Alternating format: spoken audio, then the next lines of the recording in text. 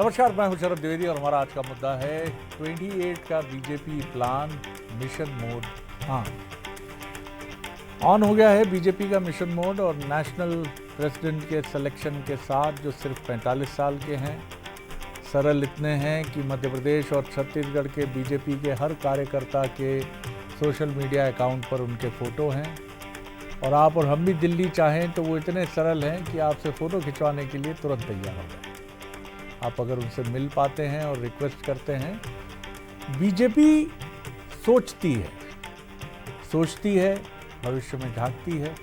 अगर भविष्य में नहीं झांकती तो क्या आप अंदाज़ा लगा सकते हैं कि 2 सांसदों की पार्टी 1980 के पहले जनसंघ, और जिसके लिए कहा जाता था कि अगर अलादीन खुद भी आके चिराग यानी ये दीपक घिसे तब भी सत्ता रूपी जिन तो मैं नहीं कहूँगा, लेकिन सत्ता रूपी सुख जो है वो मिलने वाला नहीं है। 1980 में ये जनसंघ हुई, बीजेपी हुई और बीजेपी होने के बाद फिर ऐतिहासिक कन्वेंशन हुआ मुंबई में 85 के आसपास, जब बीजेपी को 2005 के आसपास, बल्कि 25 साल जब बीजेपी को हो गए थे। और उसके बाद बीजेपी ने जो रफ्तार पकड़ी है और आगे चलते चलते कहाँ तक पहुँच गई है ये किसी से छिपा नहीं। आज इन्हीं मुद्दों पर कि बीजेपी की ये पहुँच क्या इसी तरह जारी है और बीजेपी क्या इन चुनौतियों को समझ रही है, इस पर हम बात करेंगे। तो सबसे पहले हमारा ये स्पेशल रिपोर्ट का दम देख लीजिए और फिर डिबेट के दम की तरफ हम चलेंगे। बीजेपी 2028 के चुनाव को लेकर पूरी तरह मिशन मोड में नजर आ रही है। संगठन को अपनी सबसे बड़ी ताकत मानते हुए पार्टी अनुशासन और विचार के सहारे आगे बढ़ने का दावा कर रही है। बीजेपी के लिए संगठन ही सबसे बड़ी शक्ति है। पार्टी न सिर्फ अपनी चुनौतियों से वाकिफ है, बल्कि कठिनाइयों को समय रहते दुरुस्त करने का दावा भी करती है। भूपेंद्र सिंह और गोविंद सिंह राजपूत के बीच के मामलों को सुलझाना इसका उदाहरण माना जा सकता है। पार्टी में अनुशासन के मामले में कोई कॉम्प्रोमाइज़ नहीं, लेकिन ये जरूरी नहीं कि हर मामले में एक सी कार्रवाई हो। चुनौतियां तो हमेशा बनी रहती हैं। चुनौतियों को खोजना और उन चुनौतियों से आगे बढ़ना ही हमारा काम होना चाहिए। मैंने बिल्कुल निष्पक्ष भाव से दोनों से आग्रह भी किया, अध्यक्ष के नाते आदेश भी दिया, कोशिश भी की कि दोनों एक दूसरे से बात करें, एक दूसरे के घर जाएं। और मैं दोनों का धन्यवाद करना चाहूँगा कि उन्होंने मेरी बात को तुरंत माना। सरकार ने 2 साल में बहुत अच्छा काम किया। कई बार हम उपलब्धियों को नीचे नहीं ले जा पाते। सरकार की हर उपलब्धि, सरकार के हर काम को हम आम जनता कार्यकर्ताओं के माध्यम से ले जाएं। जैसे हम सलमान से, अमिताभ से मिलते हैं तो हमें उनकी पर्सनालिटी 2 घंटे इम्प्रेस करती है, लेकिन जब हम लगातार किसी से मिलते हैं तो जो इंटरनल पर्सनालिटी है वही हमें इम्प्रेस करती है। बीजेपी में विचार, रिचार्ज, अनुशासन और मजबूत संगठन ही राजनीति का मूल मंत्र रहा है। यही वजह है कि गलती होते ही संगठन सक्रिय हो जाता है और उसे तुरंत ठीक करने की कोशिश की जाती है। वहीं कांग्रेस बीजेपी की इन तैयारियों पर सवाल उठा रही है। भारतीय जनता पार्टी का जो नया कॉल है कि संगठन, संगठक और पुरानी विचारधारा पर लौटेंगे, इसका मतलब है कि भारतीय जनता पार्टी भटक गई थी, संघ भटक गया था, तभी तो लौटने की बात कर रहे हैं। एक और बीजेपी मिशन 2028 की तैयारी में जुटी है तो दूसरी ओर कांग्रेस उसे चुनौती देने की रणनीति पर काम कर रही है। सियासी मुकाबला अब संगठन की मजबूती पर टिका नजर आ रहा है।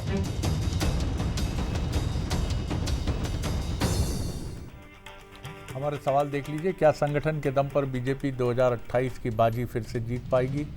कांग्रेस बीजेपी पर सवाल तो उठाती है, पर क्या उसके पास जवाबी संगठन है? 2028 की लड़ाई मुद्दों से तय होगी या संगठन की ताकत पर? ये तमाम वो बड़े सवाल हैं जिन पर हम बात करेंगे। हमारे मेहमान हैं स्टूडियो, मेरे साथ मनोज सैनी हैं, एग्जीक्यूटिव एडिटर पॉलिटिकल अफेयर्स, वो रहेंगे। अजीत सिंह भदौरिया जी हैं, कांग्रेस के वरिष्ठ नेता और प्रवक्ता, और बीजेपी के वरिष्ठ नेता और वरिष्ठ विधायक आशीष शर्मा जी हमारे साथ हैं। नमस्कार, उनका भी स्वागत है। मनोज, सबसे पहले बीजेपी जो करती है वो चौंकाती भी है, ख़ासतौर से 2014 के बाद की बीजेपी। और ये बीजेपी ये भी कहती है कि हम भविष्य में भी झांक रहे हैं। ये सवाल लगातार उठ रहा था, मध्य प्रदेश में उठा कि एक पूरी पीढ़ी इंतज़ार करते करते कब 50 और 60 के बीच जाकर खड़ी हो गई, पता ही नहीं चला।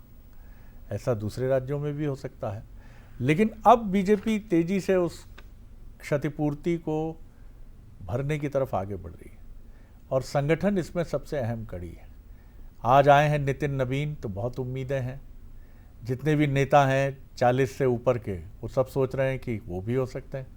पार्टी ने निर्णय लिया और ये हेमंत खंडेलवाल जी से जो बंसल न्यूज़ की बातचीत हुई, उसने तो बहुत सारी बातें साफ की। जी, क्या कहेंगे?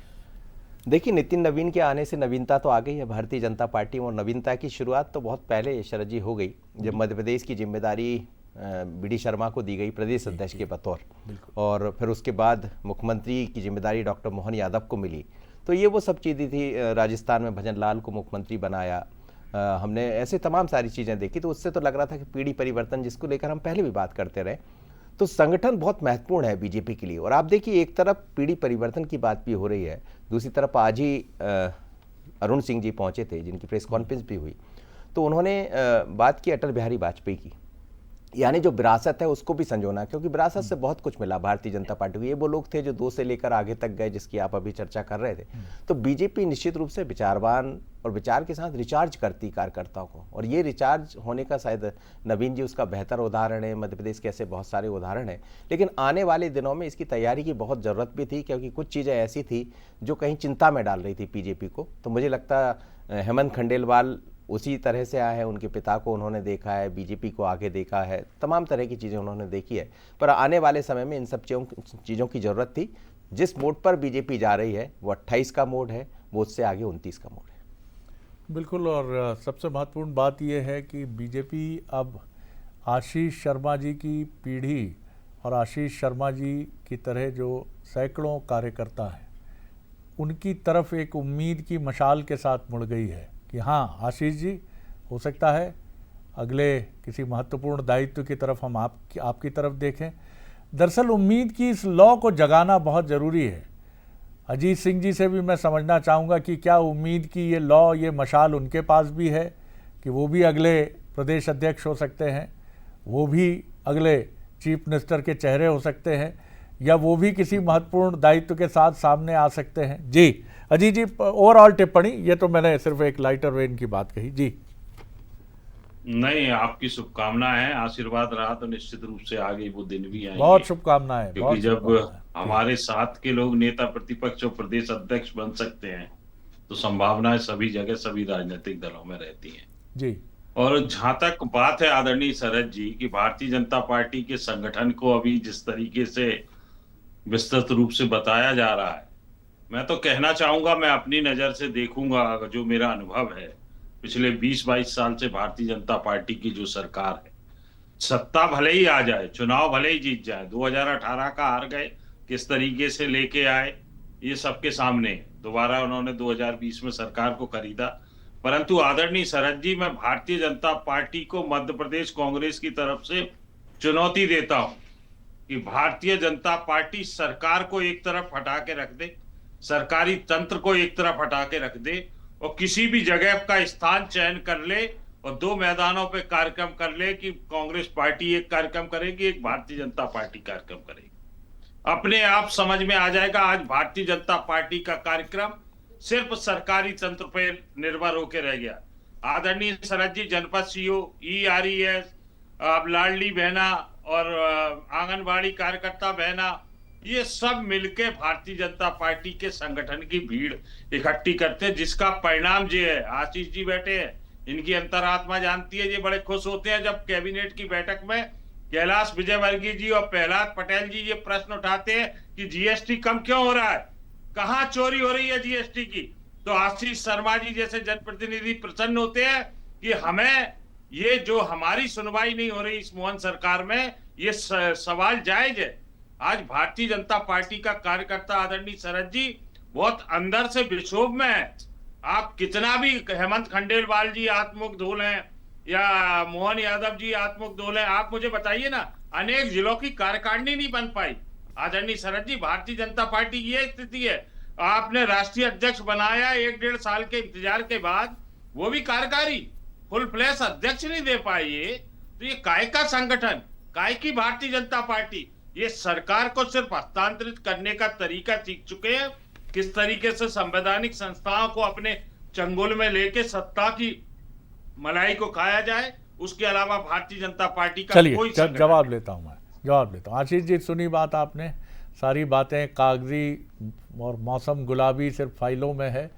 जो अदम गौंडवी साहब का शेर है उसकी तरफ वो इशारा कर रहे हैं, और तमाम बातें हैं, लेकिन आप जवाब दीजिए और संगठन की शक्ति, इस पर भी ज़रूर बोलिएगा जी। शरद जी, कांग्रेसी लोग केवल ख्याली पुलाव और ख्याली किला खड़ा कर रहे हैं पिछले कुछ वर्षों से, और इनके किसी घुड़सवार के गिरने की खुशी इनको जरूर होती है, लेकिन भारतीय जनता पार्टी का संगठन एक संस्कारित संगठन है। और अभी आप ये जो कह रहे थे ना कि बिहार जैसे राज्य से नितिन नवीन जी को निकाल कर ले, जो विचारधारा आधारित संगठन होते हैं, कॉर्डर बेस्ड जो पार्टियां होती है, उनका पूरे भारतवर्ष में एक जैसा संगठन का स्वरूप है। हमारा मंडल यदि भोपाल में है तो हमारा मंडल रायपुर में भी है, हमारा मंडल पश्चिम बंगाल में भी है, पंजाब में भी है, हमारा बूथ अध्यक्ष वहां भी है, हमारा महामंत्री वहां भी है। तो ये संगठन का एक जैसा स्वरूप पूरे भारतवर्ष में देखने के लिए मिलता है। और अभी आपने देखा होगा मध्य प्रदेश की विधानसभा ने 2047 का मध्य प्रदेश कैसा हो, विकसित भारत के साथ मध्य प्रदेश कैसा खड़ा, इस पर हमने चिंतन किया। हर पिता अपने आप पुत्र की व्यवस्था करता है, हर दादा अपने बेटे के लिए, अपने पोते के, अपनी नाती के लिए भविष्य की अच्छी आशाएं संजोता है, उस हिसाब से उसके लिए संसाधन की व्यवस्था करता है, व्यापार व्यवसाय की व्यवस्था करता है, सेविंग्स की व्यवस्था करता है, ताकि आने वाली पीढ़ी को सुख प्राप्त हो सके। इसलिए आने वाले 47 का भारत भी एक विकसित भारत हो, गौरवमयी भारत हो, उसकी चिंता भारतीय जनता पार्टी करती है। और इसी तरह हमारा संगठन भी आने वाले समय में और पूरे भारत में अच्छी मजबूती के साथ काम करे, केंद्र में हमारी पुनः सरकार बने, बार बार बने, मध्य प्रदेश सहित अन्य कोई राज्य जहां हमारी सरकार है वो छूटे नहीं, जहां हमारी सरकार नहीं है वहां हमारी सरकार बने, यह भाजपा का स्पष्ट चिंतन है। और हमने अगर कह सकते हैं कि भारत ने को भारतीय जनता पार्टी ने क्या दिया, तो भारत को भारतीय जनता पार्टी ने सादगीपूर्ण राजनीतिक व्यक्तित्व दिया। पंडित अटल बिहारी वाजपेयी जी से लेकर नरेंद्र मोदी जी तक, शिवराज सिंह चौहान जी से लेकर मोहन यादव तक, विष्णुदत्त शर्मा जी से लेकर हेमंत खंडेलवाल तक, इतने बड़े पद पर पहुंचने के बाद भी रंच मात्र का अभिमान जिनके अंदर नहीं है, जो कार्यकर्ताओं से लेकर आम जनता के लिए सहज उपलब्ध है, जिनके कार्यालय के द्वार सबके लिए खुले, जिनके निवास के द्वार सबके लिए खुले हैं, ऐसा कार्यकर्ता आपको कहीं मिल सकता है तो भारतीय जनता पार्टी में मिल सकता है। इसलिए मुझे खुशी तब होती है जब मेरी पार्टी को सफलता मिलती है, मुझे कुछ मिले या ना मिले। आज जो पार्टी ने दिया वो मेरे लिए सर्वोपरि है, लेकिन एक कार्यकर्ता के रूप में मैं अपना सर्वोत्तम इस देश को और समाज को देकर जाऊं, यही भारतीय जनता पार्टी के निष्ठावान कार्यकर्ता के मन में एक भावना रहती है। और ये कांग्रेस या अन्य किसी दल के कार्यकर्ता में इस तरह की भावना आपको देखने के लिए नहीं मिलेगी। इसलिए हम सबसे आगे हैं, हम सर्वोत्तम हैं और निरंतर विजय हम जनता के माध्यम से प्राप्त करते जाए। भद्र साहब, आप कुछ कहना चाह रहे थे जी, जल्दी से बोल लीजिए। देखिए आदरणीय शरद जी, भारतीय जनता पार्टी की यही विशेषता है कि परिवारवाद चिल्लाएंगे। अपने राष्ट्रीय अध्यक्ष से लेकर प्रदेश अध्यक्ष परिवारवाद से ही आ रहा है, परंतु उसको स्वीकार नहीं करेंगे कि हाँ वो परिवारवादी है। तो भाई क्यों बुराई करते हो परिवारवाद की? आप 2047 के विजन की बात कर रहे हैं। विजन विकास हुआ है, भारतीय जनता पार्टी के नेताओं का हुआ है, जो टूटी साइकिलों से और मोटरसाइकिलों से घूम रहे थे। चलिए 1.5 करोड़ अभी की दूसरा राउंड है, गाड़ियों से घूम रहे हैं आदरणीय आशीष जी। हाँ, विकास आप कर रहे हो, भारत को क्या दे रहे हो? सिंगरौली के जंगल दे रहे हो, लाखों पेड़ कटे हुए दे रहे हो, किसको दे रहे हो? अडानी को दे रहे हो, मोदी जी के मित्र को दे रहे हो। चलिए भद्र साहब, जनता ये देश आपको भविष्य में दूसरे राउंड पर लौटूंगा, दूसरे राउंड पर एक दिन का उसमें। मनोज जी, महत्वपूर्ण चीज़ ये है जो दार्शनिक भी कहते हैं कि आपके जीवन में असली, अगर आप गंभीरता के साथ जीवन को देख रहे हैं तो आप उसकी भविष्य की चुनौतियों में भी झांकने का साहस रखते हैं। भारतीय जनता पार्टी ये जानती है कि उसका समय अभी बहुत अच्छा है, आने वाले समय को बेहतर करने के लिए वो कोशिश कर रही है, लेकिन इसके बाद भी वो जानती है कि ये सत्ता निरंतर चलने वाली एक प्रक्रिया का हिस्सा नहीं है। सिस्टम अगर आप बना देंगे, कांग्रेस का एक सिस्टम था जो बना इसलिए रहा कि बहुत मजबूत लोगों ने खड़ा किया आज़ादी के बाद, और आप चलाते चलाते उसको लेकर आए 80 और 90 के दशक तक, तब तक केंद्र और राज्यों में आप रहे। बीजेपी कुछ उसी मॉडल की तर्ज पर ऐसा सिस्टम बनाना चाहती है कि भले ही बनाने वाले न रहें, ये भी नियम है, लेकिन वो सिस्टम 30 सालों तक, 40 सालों तक चलता रहे। क्या कहेंगे? श्रीमती इंदिरा गांधी की जब हम बात करते हैं शरद जी, तो वो इसी तरह का सिस्टम था और ऐसा दिखाई देता है कि शायद प्रधानमंत्री नरेंद्र मोदी, अमित शाह उसी सिस्टम पर अब आगे बढ़ रहे हैं, क्योंकि समय के साथ आपको बदलना पड़ेगा। उन्होंने उस दौर में समय की नब्ज को पकड़ा और महाराष्ट्र का जब मुख्यमंत्री बना, ऐसा कहा जाता है कि किसी को खबर ही नहीं थी, लेकिन एक आदेश जाता है और वहाँ पर फिर नाम भी उनका नहीं मिला देखने के लिए कि आखिर उनके जीवन परिचय कहाँ से दौड़ा जाए। तो मुझे लगता है कि इसी तरह की चीज़ें बीजेपी ने समझी। नवीन की जब बात हो रही है तो वो शायद उसका एक बेहतर उदाहरण है, लेकिन निश्चित रूप से समय के साथ आपको बदलना भी पड़ेगा, आपको मजबूत होना भी पड़ेगा। आज हम मेट्रो की बात कर रहे हैं तो विकास भी हुआ, ऐसा तो है नहीं कि विकास को छोड़ दिया। हाँ, इसमें सभी का योगदान रहा, कांग्रेस का योगदान भी रहा होगा, उस दौर के मुख्यमंत्री या भारतीय जनता पार्टी के अलग अलग नेताओं का, लेकिन दोनों चीज़ साथ लेकर चल रही है। एक तरफ पीढ़ी का परिवर्तन, दूसरी तरफ विकास की रफ्तार। लाडली बहना जैसी योजना, ठीक है सवाल खड़े होंगे, लेकिन जब बाजार में पैसा आता है तो उसका लाभ मुझे लगता है कि बाजार में दिखाई देता है। तो इन तमाम तरह की चीज़ों को पकड़ा है भारतीय जनता पार्टी ने। और हेमंत खंडेलवाल एक ऐसे परिवार से निकले हुए व्यक्ति है जिनका कोई एजेंडा नहीं है, एक ही एजेंडा है कि भारतीय जनता पार्टी के संगठन को बढ़ाना। और जब नेता आते हैं अपने अपने एजेंडा लेकर आते हैं तो फिर जरूर संगठन और सत्ता दोनों मुश्किल में पड़ते हैं। तो मुझे लगता है बीजेपी ने उस नब्ज को पकड़ा है और उसकी तरफ जाने की जरूरत है। लेकिन कांग्रेस भी बहुत बेहतर काम कर रही है, मैं ऐसा कहूंगा, क्योंकि जीतू पटवारी के आने के बाद से काफी परिवर्तन दिखे और 28 का प्लान दोनों का अलग अलग है। भदौरिया साहब, इंदिरा गांधी जब 70 के दशक के आरंभ में अमेरिका के विजिट के लिए गई तो वहाँ जो प्रेसिडेंट थे तत्कालीन, उनके पर्सनल सेक्रेटरी ने भारतीय राजदूत से कहा कि हमने सुना है कि इंदिरा जी को मैडम प्राइम मिनिस्टर सुनना पसंद नहीं है, तो प्रेसिडेंट साहब जानना चाहते हैं कि उन्हें क्या संबोधित करें। ये बात इंदिरा जी तक पहुंची तो इंदिरा जी ने मुस्कुराते हुए कहा कि वो मुझे सिर्फ प्राइम मिनिस्टर कह सकते हैं, और अगर इतना भी ठीक नहीं है, उन्होंने एक ठहाका सा लगाते हुए कहा, तो मुझे सर प्राइम मिनिस्टर कह सकते हैं, क्योंकि मेरी पार्टी के कई लोग मुझे सर कहते हैं। ये हंसी मजाक में कही गई बात थी, लेकिन ये इंदिरा जी की एक ताकत की तरफ भी इशारा करती है। और जैसा मनोज ने भी कहा, वो दौर बिल्कुल ऐसा था, भले ही ये केसरी जी के लिए कहा जाता हो, लेकिन मैं इसको इंदिरा जी से जोड़ता हूँ, न खाता न बही, जो इंदिरा जी कहें वो सही। ये होता है जब आप अपने शिखर पर होते हैं, आप ताकतवर होते हैं। आज आप बीजेपी में जो चीज़ें देख रहे हैं, दरअसल ये अतीत में आपकी पार्टी में भी घट चुकी हैं। जब आप बेहतरीन प्रदर्शन करते थे, आपके लीडर्स बहुत ताकतवर होते थे, समन्वय बेहतर था, बात काटी नहीं जाती थी। जी नहीं, बिल्कुल आपकी बात से सहमत हूं आदरणीय शरद जी। जब नेतृत्व सत्ता में रहता है, मजबूती के साथ रहता है, तो फिर अपने तरह के निर्णय चलते हैं। जैसे आज भारतीय जनता पार्टी का नेतृत्व सिर्फ 2 लोगों के हाथों में, नरेंद्र मोदी जी, अमित शाह जी। वो राष्ट्रीय अध्यक्ष अगर उनके बराबर से चलता है तो अमित शाह जी हाथ पकड़ के पीछे कर देते हैं कि तुम बराबर से नहीं चलोगे, हमारे पीछे चलो 2 कदम पीछे। और ये पर्चियां जो भेजी जाती है ना, चाहे प्रदेश अध्यक्ष की हो चाहे मुख्यमंत्रियों की, ये बताने के लिए, आईना दिखाने के लिए शिवराज सिंह जी, वसुंधरा राजे जी जैसे लोगों को, रमन सिंह जी जैसे लोगों को, कि आपकी कोई हैसियत नहीं, हम जो पर्ची भेजेंगे दैट्स फाइनल। आपने दोनों ने इंदिरा जी का जिक्र किया, आदरणीय मनोज जी ने कांग्रेस के अतीत का जिक्र किया। मैं दोनों से आग्रह करना चाहूंगा आपके माध्यम से, कांग्रेस पार्टी ने हमेशा देश को दिया है। कांग्रेस पार्टी ने नेहरू गांधी परिवार को, आज ये लोग कितना भी कोस लें, हजारों करोड़ की संपत्ति, आनंद भवन को इलाहाबाद में देश को समर्पित कर दिया, देश के नाम कर दिया, देश को दे दिया। उससे चवन्नी की भी कुछ आय नहीं लेते वो लोग। ये स्थिति है। कांग्रेस पार्टी ने भले ही आदरणीय शरद जी 70 साल शासन किया हो, 1000 करोड़ का कार्यालय नहीं बनाया। दिल्ली में आज भी सरकारी उसमें कार्यालय चलता है भवन में, जब उसको खाली करने का नोटिस दिया तब बनाया। बने बनाए कार्यालय को तोड़ के 1000 करोड़ के कार्यालय भोपाल में नहीं बनाए गए पार्टी के द्वारा, कि बने बनाए कार्यालय को तोड़ के जबरदस्ती 1000। ये सिर्फ और सिर्फ भ्रष्टाचार किया है भारतीय जनता पार्टी ने। कोई भारतीय जनता पार्टी ने समाज को कुछ नहीं दिया सिवाय विघटन के।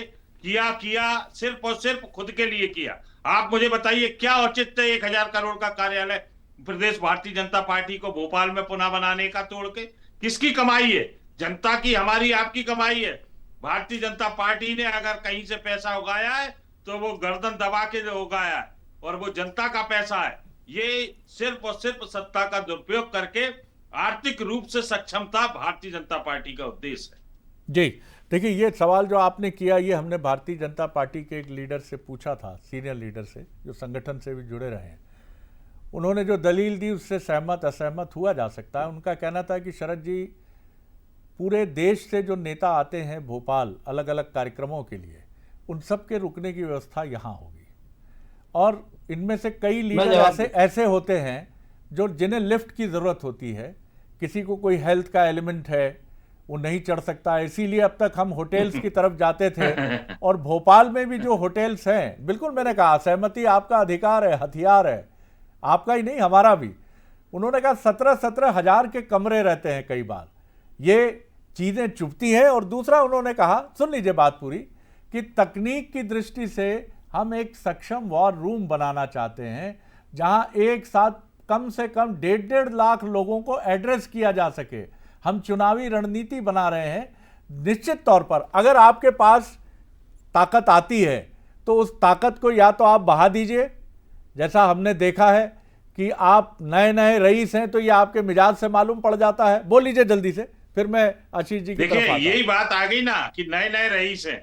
पुराना कार्यालय खराब था क्या प्रदेश भारतीय जनता पार्टी का, जो इस तरीके से उसको भी रिनोवेट किया जा सकता था। चलिए आप फिर उसी बात पे आ गए। निर्माण किया जा सकता है। आप नहीं समझे कि जो बात जी नई नई दौलत है, पीतल नई नई है तो दिखाएंगे। सर दौलत नई हो तब भी सावधान रहिए, पुरानी हो तो उसको गंवा मत बैठिए। ये दोनों चीजें बहुत ध्यान रखने वाली हैं कि नई दौलत में आप प्रदर्शन में ना चले जाएं, और अगर खानदानी रईस हैं तो इस इल्म में अपनी मूछें ना ऐंठते रह जाएं कि हम तो खानदानी रईस हैं। जी आशीष जी। नया साजो सामान, अस्त्र शस्त्र सेना के उत्साह को बढ़ाते हैं। सैनिक के साहस में कमी नहीं है, लेकिन नई तकनीक का उपयोग करके संगठन को और ज्यादा तीखा बनाने का काम, और ज्यादा मजबूत बनाने का काम राजनीतिक दल के रूप में हमारा अधिकार है। हमारे कार्यकर्ता पैसा देते, वर्ष में एक बार समर्पण देते पार्टी को 11 फरवरी के दिन, और हम आजीवन सहयोग निधि अपनी पार्टी को रसीद के रूप में, धन के सहयोग के रूप में प्रदान करते हैं। और वो भारतीय जनता पार्टी के करोड़ों कार्यकर्ताओं की पूंजी, और उसी से हम निर्माण कार्य कराते हैं।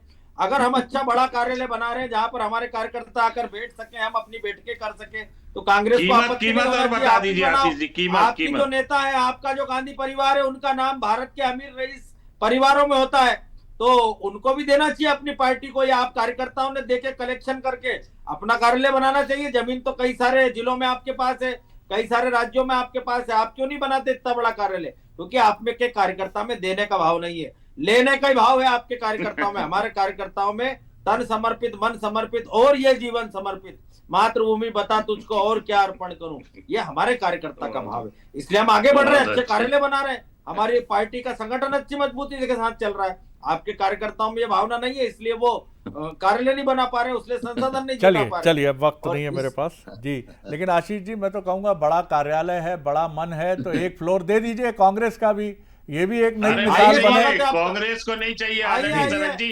बेईमानी के पैसे से कांग्रेस को नहीं चाहिए। नहीं आप लड़िए ना, वहां खड़े होकर लड़िए। अच्छा एक नई मिसाल बनेगी। कीमत बढ़ाने के लिए अप्रोच करने की कोशिश चलिए तो ना तो मनमोहन सिंह जी ने उनके लिए दरवाजे खोले, ना राहुल गांधी जी ने।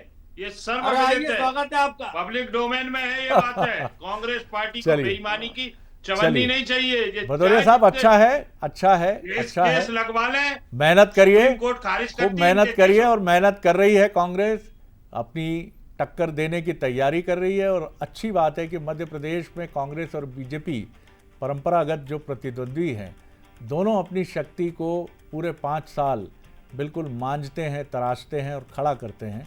और यही वजह है कि अपवाद अगर हम छोड़ दें, जिसमें 2023 भी एक अपवाद है और 2003 भी एक अपवाद है, तो मध्य प्रदेश में अधिकांश चुनाव बीजेपी और कांग्रेस के बीच 80 के बाद, खासतौर से 85 के बाद, बल्कि जब पटवा जी के नेतृत्व में सरकार बनी तब से बहुत क्लोज फाइट हुई है, और 2 से 4-5% मतों के अंतर से सरकारें बनी हैं। जिसके पक्ष में गए उसने बना ली, नहीं तो वो पीछे हो गया। बहुत शुक्रिया आप सभी मेहमानों का, मुझे दीजिए इजाज़त, नमस्कार।